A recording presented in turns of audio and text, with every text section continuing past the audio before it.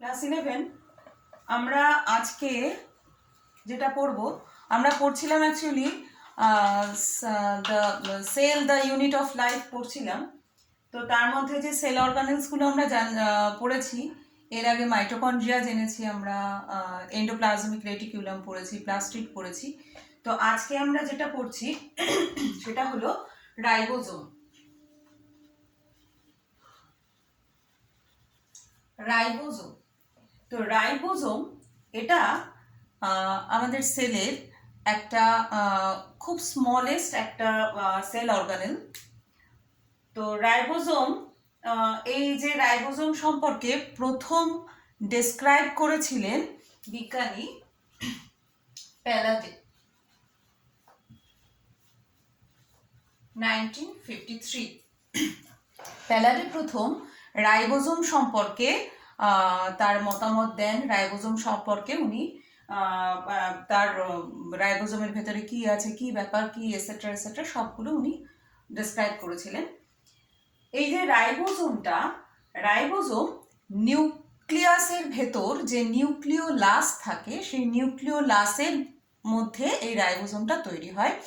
এবং রাইবোজোম তৈরি হতে গেলে যেই দুটো জিনিস অবশ্যই দরকার, সেটা হলো আরএনএ এবং প্রোটিন। এই আরএনএ এবং প্রোটিন সহযোগে কি তৈরি হয় না, রাইবোজোম তৈরি হয়। কোথায় তৈরি হয়? নিউক্লিওলাসের মধ্যে। নিউক্লিয়াসের মধ্যে যে নিউক্লিওলাস থাকে তার ভেতর আরএনএ এবং প্রোটিন সহযোগে তৈরি হয় কি না, রাইবোজোম।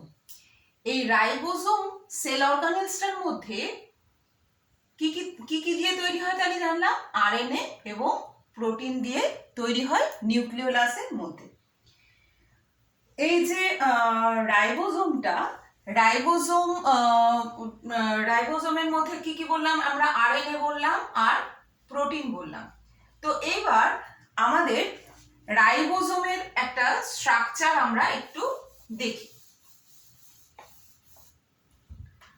রাইবোজোমের দুটো সাব ইউনিট থাকে, একটা হচ্ছে লার্জ সাব ইউনিট আর একটা হচ্ছে স্মল সাব ইউনিট।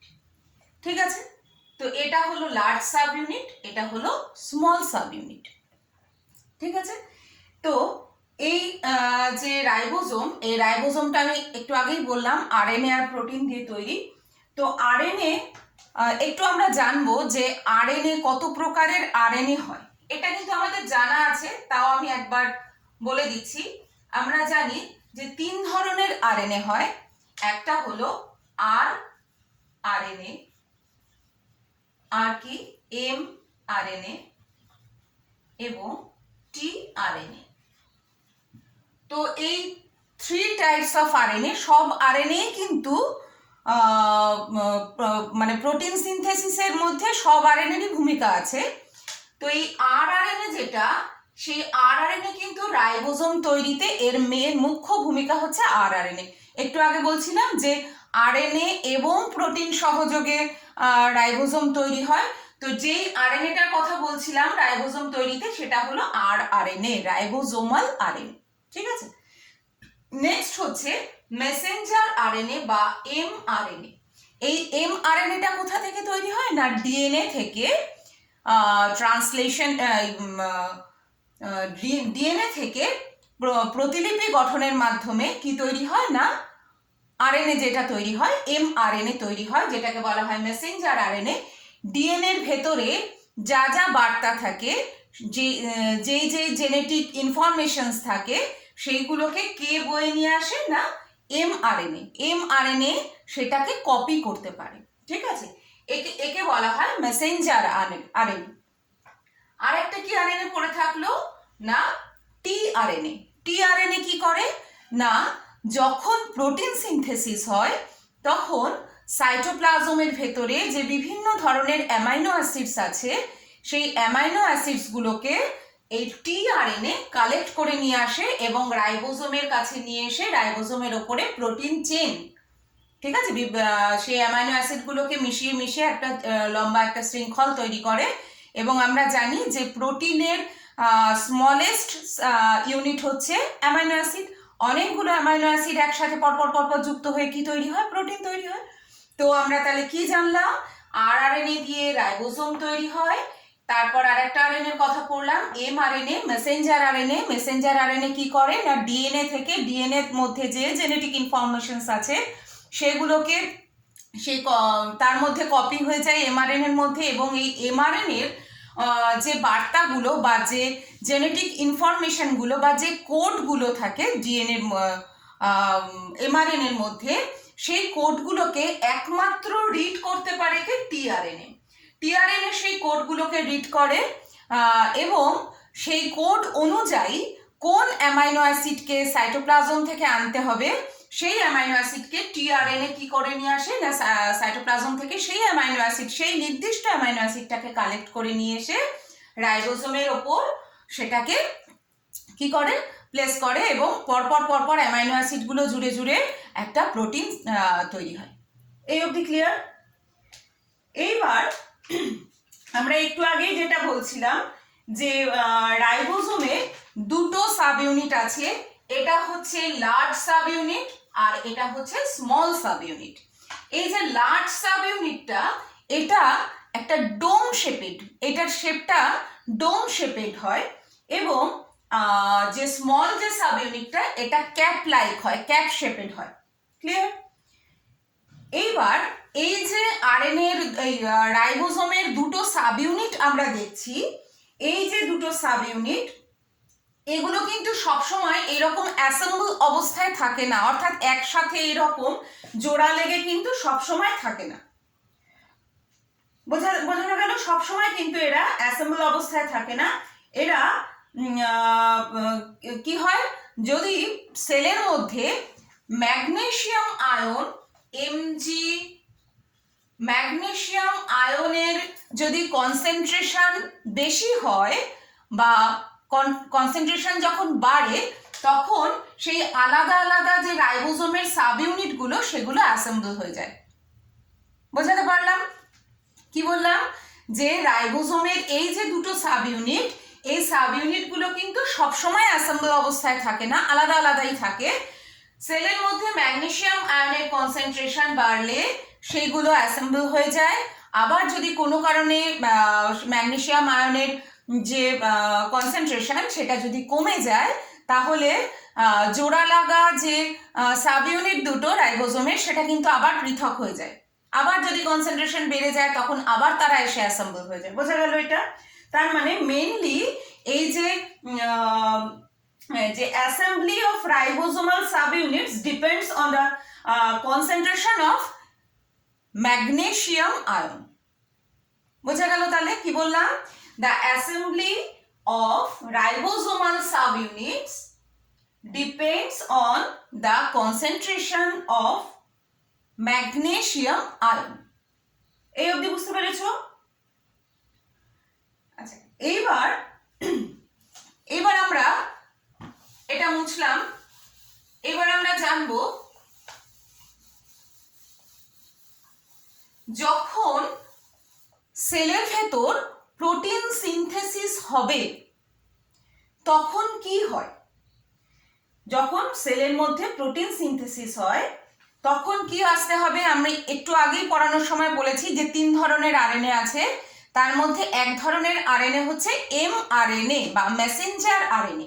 আমি এখানে একটা মেসেঞ্জার আরএনএর ছবি আঁকলাম, এটা হচ্ছে একটা এমআরএনএ। এই এমআরএনএটা কোথা থেকে তৈরি হয়েছে? না, নিউক্লিয়াসের ভেতর যে ক্রোমোজোমের ভেতর যে ডিএনএ আছে, সেই ডিএনএ থেকে তৈরি হয়েছে কে? না, ডিএনএ প্রতিলিপিকরণের মাধ্যমে তৈরি হয়েছে এমআরএনএ। ঠিক আছে? তো এই এমআরএনএর মধ্যে যখন প্রোটিন সিনথেসিস শুরু হয়, তখন এই এমআরএনএর মধ্যে ওপরে রাইবোসোমের যে সাব ইউনিট গুলো এইভাবে এসে অ্যাসেম্বল হতে থাকে।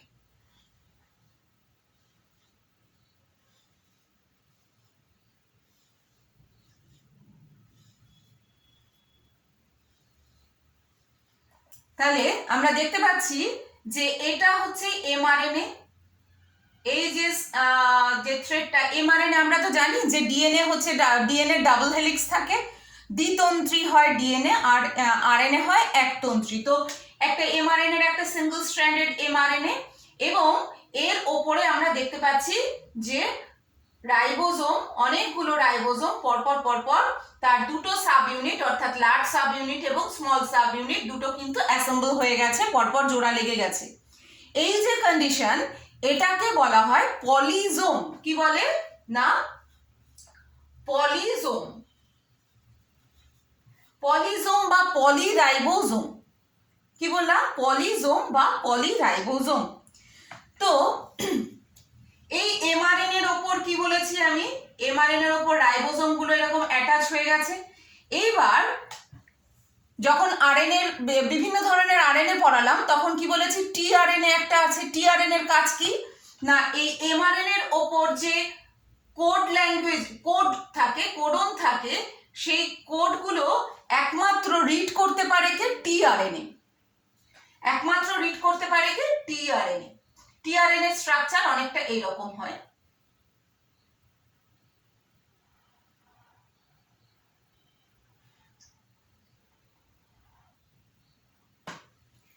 তো এই যে টিআরএনএ সে কি করে? এই যে এমআরএনএ এর উপর যে কোডগুলো আছে সেগুলোকে রিড করে এবং সেই কোড অনুযায়ী সেলের সাইটোপ্লাজমের মধ্যে যে অ্যামাইনো অ্যাসিডগুলো, ফ্রি অ্যামাইনো অ্যাসিডগুলো আছে, সেই অ্যামাইনো অ্যাসিড নির্দিষ্ট এই কোড অনুযায়ী নির্দিষ্ট অ্যামাইনো অ্যাসিডকে সে কি করবে না এই রাইবোজোমের ওপরে এনে জুড়ে দেবে। এটা হচ্ছে টিআরএনএ এর কাজ। ঠিক আছে? এই ধরো এরকম ভাবে বিভিন্ন টিআরএনএ এসে এসে এইভাবে পরপর পরপর এই একটা প্রোটিনের চেইন তৈরি করলো। আবার এই যে রাইবোজোমটা তার উপরেও একটা প্রোটিনের চেইন তৈরি হতে পারে, এর উপরেও একটা প্রোটিনের চেইন তৈরি হতে পারে। এরকম বিভিন্ন রাইবোজোমের উপরে একটা করে প্রোটিন চেইন তৈরি হয়। এই অ্যামাইনো অ্যাসিড গুলো কে নিয়ে আসে না? টিআরএনএ। টিআরএনএ এই অ্যামাইনো অ্যাসিড গুলোকে সাইটোপ্লাজম থেকে নিয়ে আসে এবং একটা অ্যামাইনো অ্যাসিডের একটা শৃঙ্খল বা প্রোটিন চেন সৃষ্টি করে। ঠিক আছে? এইবার এই যে জিনিসটা, এই যে প্রোটিন তৈরি হওয়া, এটা কি চলেই যাবে? এটা কি কন্টিনিউয়াস একটা প্রসেস? এটা কি সব সময় চলেই যাবে? নয়।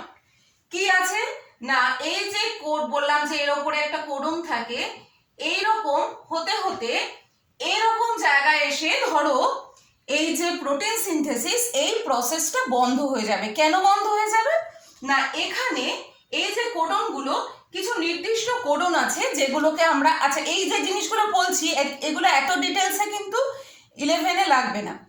অ্যাকচুয়ালি এটা 12-এ আছে আমাদের। 12-এ আমরা এগুলো আরো ডিটেলসে পড়বো। এখন শুধু জানার বা বোঝার মতো একটু বুঝে নাও। এখানে একটা কোডন আছে যেটার নাম হচ্ছে টার্মিনেশন কোডন। এই যে টার্মিনেশন কোডন, কি কি টার্মিনেশন কোডন হতে পারে? একটা হচ্ছে ইউএএ, ইউএজি, ইউজিএ। এই তিনটের যে কোনো একটা কোডন যদি এখানে থাকে, উপস্থিত থাকে, তাহলেই কিন্তু প্রোটিন সিনথেসিস বন্ধ হয়ে যাবে। সেখানে স্টপ, এটা হচ্ছে স্টপ কোডন বা টার্মিনেশন কোডন। এই তিনটের যে কোনো একটা কোডন যদি এখানে উপস্থিত থাকে তাহলেই কিন্তু কি হবে, এইখানে আর প্রোটিন সিনথেসিস এই প্রসেসটা আর এগোবে না। তখন কি হয় না, এই রাইবোজোমের সাব ইউনিট গুলো, এই যে লার্জ আর small sub unit, larger sub unit, smaller sub unit, এই দুটো কিন্তু তখন আলাদা হয়ে যাবে। অর্থাৎ এই জায়গা থেকে এরা আলাদা হয়ে যাবে এবং এই যে প্রোটিন চেইন, যেটা প্রোটিনটা সাইটোপ্লাজমে রিলিজ হয়ে যাবে এবং প্রোটিন সিনথেসিস প্রসেসটা বন্ধ হয়ে যাবে। যে প্রোটিনগুলো কি হয় না, এই প্রোটিনগুলো সাইটোপ্লাজমে গিয়ে তার যে নির্দিষ্ট জায়গায়, যেসব জায়গাগুলোতে প্রোটিন দরকার সেই জায়গায় সেগুলো চলে যাবে। এই অবধি ক্লিয়ার? এই অবধি বুঝতে পেরেছো টার্মিনেশন কোডনে রাইবোজোমগুলোর যে অ্যাসেম্বল, যে অবস্থাটা, যে অ্যাসেম্বলি হয়েছিল, যে একত্রিত হয়েছিল, সেই জিনিসটা ভেঙে যায় এবং সাব ইউনিটগুলো আলাদা হয়ে যাবে এবং প্রোটিনটা সাইটোপ্লাজমে রিলিজ হয়ে যাবে। ক্লিয়ার? এই অবধি বুঝতে পেরেছো? আচ্ছা, এইবার আমরা একটু এটা মুছে দিলাম। আমরা অনেক নিচু ক্লাস, অনেক ছোট ক্লাস থেকেই আমরা পড়ে আসছি আমাদের দু ধরনের সেল হয়। কি কি হয়? একটা হচ্ছে প্রোক্যারিওটিক সেল আর একটা হচ্ছে ইউক্যারিওটিক সেল। তো প্রোক্যারিওটিক এবং ইউক্যারিওটিক সেলে রাইবোজোম কিন্তু দু ধরনের হয়। কি কি? প্রোক্যারিওটিক সেলের রাইবোজোম হচ্ছে 70S প্রকৃতির, আর ইউক্যারিওটিক সেলের রাইবোজোম হচ্ছে 80S প্রকৃতির। এবার তোমাদের প্রশ্ন হতেই পারে মনে যে ম্যাডাম এই এস ব্যাপারটা কি? 70S 80S, এসটা কি? এসটার নাম হলো সেডিমেন্টেশন কোএফিশিয়েন্ট। কি বললাম? Sedimentation coefficient. ঠিক আছে?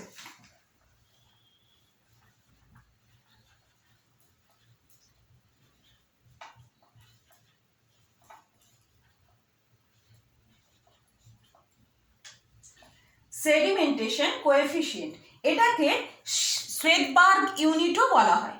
এটাকে শ্বেতবার্গ ইউনিটও বলা হয়। তো এই ব্যাপারটা কি না, এই যে রাইবোজোম বলো বা প্রোটিনকে বলো, কোনো একটা সেন্ট্রিফিউজ বলে একটা যন্ত্র আছে, সেই সেন্ট্রিফিউজ যন্ত্রের মধ্যে এইটাকে নিয়ে যখন আমরা সেই যন্ত্রটাকে ঘোরাই, ওই স্পিডে ঘোরালে কি হয় না, ভারী অংশ যেগুলো সেগুলো নিচে চলে যায়, আর হালকা অংশগুলো ওপরে চলে আসে। ঠিক আছে? এবং সেই যে থিতিয়ে পড়া অর্থাৎ সেডিমেন্ট, যেই অংশটা যে কোনটা নিচে পড়বে, যে ভারী অংশটা নিচে পড়বে, তারপর ক্রমশ হালকা অংশগুলো ওপরে থাকবে, এই যে ভ্যারি করে, অর্থাৎ যেটা ভারী সেটা নিচে, যেটা হালকা সেটা ওপরে, এইটার উপরেই ভিত্তি করে কি করা হয় না, সেডিমেন্টেশন কোএফিশিয়েন্ট যার বেশি হবে সে নিচে থাকবে, সেডিমেন্টেশন কোএফিশিয়েন্ট যার কম হবে তার মানে সেগুলো অপেক্ষাকৃত হালকা, সেগুলো ওপরের দিকে থাকবে। ক্লিয়ার এই অবধি? আচ্ছা, এইবার আমরা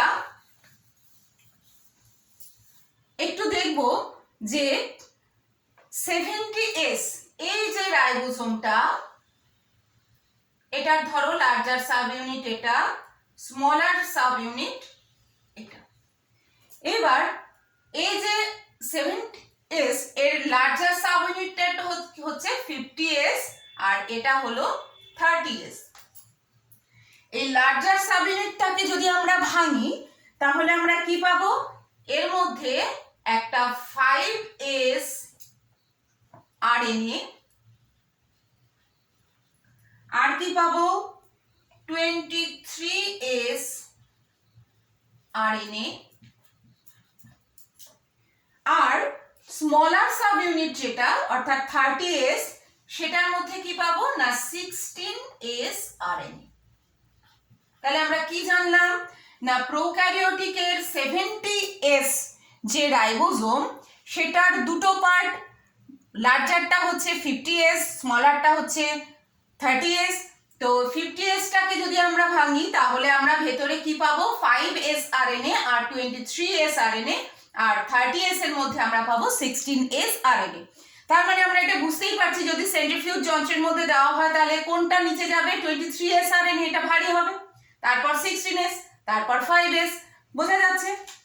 আর ইউক্যারিওটিকের ক্ষেত্রে কিন্তু এটা কি হয়, লার্জার যে সাব ইউনিট আর স্মলার সাব ইউনিট, লার্জারটা হচ্ছে 80S এর ক্ষেত্রে লার্জারটা হচ্ছে 60S এবং এটা হলো 40S। এই যে লার্জারের 60Sটাকে যদি আমরা ভাঙি তাহলে আমরা কি কি পাবো না, একটা 5S RNA পাবো, আর কি পাবো 5.8S RNA, এটা পাবো। আর কি পেতে পারি না 28S RNA, আর কি না 18S, এটা হচ্ছে স্মলার সাব ইউনিটে, অর্থাৎ 40Sটাকে ভাঙলে আমরা দেখতে পাবো যে 80S RNA আমরা তার মধ্যে পাবো। তাহলে এখানেও কিন্তু সেই সেডিমেন্টেশন কোএফিশিয়েন্ট কার বেশি হবে না যেটা 28s অর্থাৎ যেটা সবচেয়ে ভারী সেটা নিচে যাবে, তারপর আস্তে আস্তে হালকাগুলো উপরের দিকে যাবে। এটা আমরা বুঝতে পেরেছি, এই অবধি বুঝতে পেরেছি। তো আমরা যদি প্রোক্যারিওটিক এবং ইউক্যারিওটিক রাইবোসোমের তফাৎ দেখতে যাই, তাহলে আমরা কিভাবে দেখছি, দেখো এর স্মলার ইউনিটে আছে 60s RNA, এটার স্মলার ইউনিটে আছে ইউক্যারিওটিকের ক্ষেত্রে 40s যে স্মলার সাব ইউনিট সেখানে কি আছে 80s RNA। ঠিক আছে, এই অবধি বুঝতে পেরেছো আশা করি। এইবার আমরা রাইবোজোমের ফাংশন, রাইবোজোমের কাজ সেটা আমরা একটু জানবো, এবং সেটা জানতে গিয়ে আমরা একটু প্রোটিন সিনথেসিস সম্পর্কেও জানবো।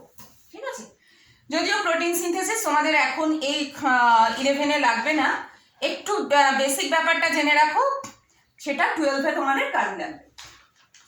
আমরা এবার তাহলে কি পড়ছি, ফাংশন। ফাংশন, রাইবোজোমের মেন ফাংশন, এটা আমরা ক্লাস 8 থেকে পড়ে আসছি, প্রোটিন সিনথেসিস, তাই তো? রাইবোজোমের মেন ফাংশন হচ্ছে প্রোটিন সিনথেসিস। কোথায় কোথায় আমরা রাইবোজোম দেখতে পাই, কোথায় কোথায় দেখতে পাই না, নিউক্লিয় পর্দার গায়ে দেখতে পাই, তারপর রাফ এন্ডোপ্লাজমিক রেটিকিউলামের গায়ে দেখতে পাই, এবং সাইটোপ্লাজমের মধ্যে বিক্ষিপ্তভাবে ছড়িয়ে থাকা রাইবোজোমও আমরা দেখতে পাই, তাই তো? রাইবোজোমকে বলা হয় প্রোটিন ফ্যাক্টরি অফ সেল, তার মানে প্রোটিন সিনথেসিসে সাহায্য করে রাইবোজোম, সেই জন্য একে বলা হয় প্রোটিন ফ্যাক্টরি। তো এই যে প্রোটিন সিনথেসিস, সেই ব্যাপারটা কি সেটা সম্পর্কে আমরা আগে এখন একটু পড়ব। আমরা একটু আগেও আমরা বলেছিলাম যে 3 ধরনের আরএনএর কথা আমরা বলেছি। আরআরএনএ, সেটা রাইবোজোম তৈরির ক্ষেত্রে কাজে লেগেছে, আর হচ্ছে এমআরএনএ বা মেসেঞ্জার আরএনএ। এটা যদি একটা মেসেঞ্জার আরএনএ হয়, এই মেসেঞ্জার আরএনএ বা এমআরএনএ এটা কোত্থেকে তৈরি হয়েছে না, ডিএনএ থেকে তৈরি হয়েছে, তাই তো? ডিএনএ এর প্রতিলিপিকরণের মাধ্যমে তৈরি হয়েছে মেসেঞ্জার আরএনএ বা এমআরএনএ। এর উপরে বিভিন্ন ধরনের কোড থাকে,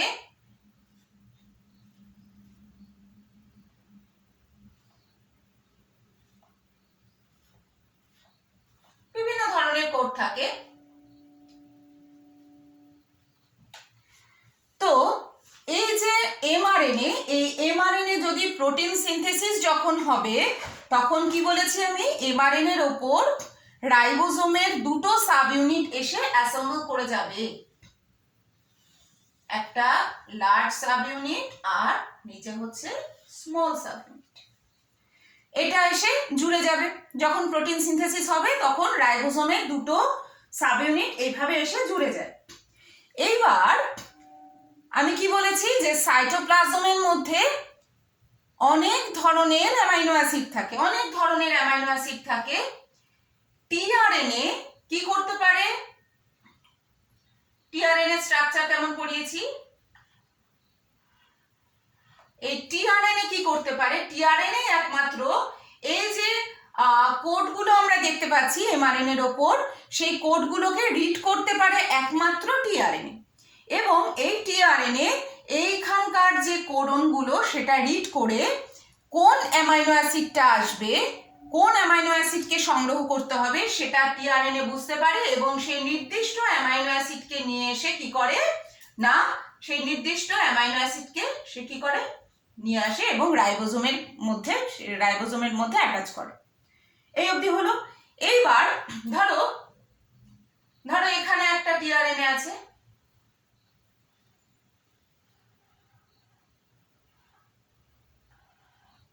আগে এটা নয়,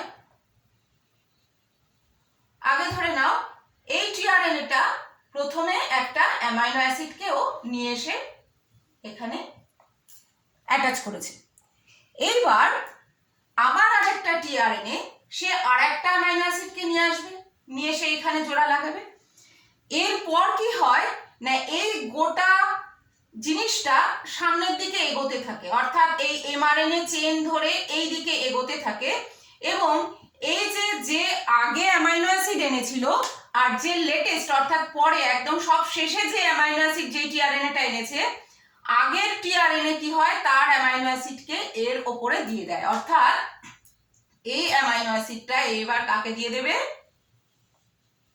না, এই যে টিআরএনএ এর কাছে যে অ্যামাইনো অ্যাসিডটা ছিল তার উপরে দিয়ে দেবে, একে দিয়ে দেবে, এবং এ কি করবে, এখান থেকে বাইরে বেরিয়ে যাবে। বোঝাতে পারলাম? এক একটা নতুন টিআরএনএ এ বেরিয়ে গেল, এবার এ কি করবে, এর জায়গায় চলে আসবে, আবার আর একটা নতুন টিআরএনএ আসবে, সে আর একটা নতুন কি নিয়ে আসবে, অ্যামাইনো অ্যাসিড নিয়ে আসবে, এবং এর ওপরে যে দুটো অ্যামাইনো অ্যাসিড ছিল সেই দুটো অ্যামাইনো অ্যাসিড এবার নতুন যে টিআরএনএ তার অ্যামাইনো অ্যাসিডের মাথায় চলে যাবে, এইভাবে একটা চেইন তৈরি হয়ে যাবে। বুঝতে পারলে? যখনই নতুন করে টিআরএনএ এখানে আসবে তখন একদম প্রথম যে টিআরএনএ সে কিন্তু সেই জায়গাটা ছেড়ে বাইরে বেরিয়ে আসবে, অর্থাৎ রাইবোজোমের এই লার্জার সাবইউনিট থেকে বাইরে বেরিয়ে আসবে, এবং পুরনো যে টিআরএনএ সেই নতুন টিআরএনএ এর অ্যামাইনো অ্যাসিডের ওপর তার যে অ্যামাইনো অ্যাসিডের চেনটা সেটা সে দিয়ে দেবে, ডোনেট করে দেবে। এইভাবে একটা শৃঙ্খল তৈরি হয়, প্রোটিনের একটা অনেকগুলো অ্যামাইনো অ্যাসিডের শৃঙ্খল তৈরি হয়, অর্থাৎ প্রোটিন তৈরি হয়, এবং এইভাবে হতে হতে যখন টার্মিনেশন কোডন পায় তখন এই প্রোটিন সিনথেসিস ব্যাপারটা বন্ধ হয়ে যায়, এবং এই যে সাবইউনিটগুলো রাইবোজোমের যে লার্জার এবং স্মলার যে সাবইউনিটগুলো সেগুলো পরস্পর থেকে পৃথক হয়ে যায়, অর্থাৎ তাদের যে অ্যাসেম্বল অবস্থাটা সেটা ভেঙে যায় এবং দুটো সাবইউনিট আলাদা হয়ে যায়, প্রোটিনটা সাইটোপ্লাজমে রিলিজড হয়ে যায়। বুঝতে পারলে? এবং এই যে প্রোটিন সিনথেসিস এই প্রসেসটাই বন্ধ হয়ে যায়। তাহলে আমরা আজকে মোটামুটি রাইবোজোমের স্ট্রাকচার এবং তার ফাংশন সম্পর্কে জানলাম। নেক্সট ডে আমরা আর দুটো মোস্ট প্রবাবলি বাকি আছে, নিউক্লিয়াস আর সেন্ট্রোজোম, তো আমরা সেই দুটো করে এই যে চ্যাপ্টারটা এটা শেষ করে ফেলবো। তো নেক্সট ক্লাসে আবার আমরা এইটার পরবর্তী অংশ পড়ব। ঠিক আছে, আজ এই অবধি।